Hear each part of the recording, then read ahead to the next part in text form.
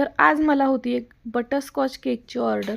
सकाळी सकाळी सगळी कामं आवरली, पूजा केली आणि मग केकचा बेस बनवायला घेतला आणि बेक करायला ठेवला। दुपारच्या जेवणासाठी मला करायची होती कांदा कैरीची चटणी। उन्हाळा आला आणि कैऱ्या आल्या शेतामध्ये की आमच्याकडे ही कैरीची चटणी रोज बनवतात जेवणामध्ये। तर 2 कांदे घेतलेत आणि अर्धी कैरी घेतली, अर्धीपेक्षा थोडीशी कमीच घ्यायची आंबट असेल तर जास्त। नंतर खलबत्त्यामध्ये कांदा आणि कैरी घातली, त्याच्यात लाल तिखट, जिरं, मीठ घातलं आणि ठेचून घेतली। खूप टेस्टी लागते भाकरीबरोबर ही चटणी।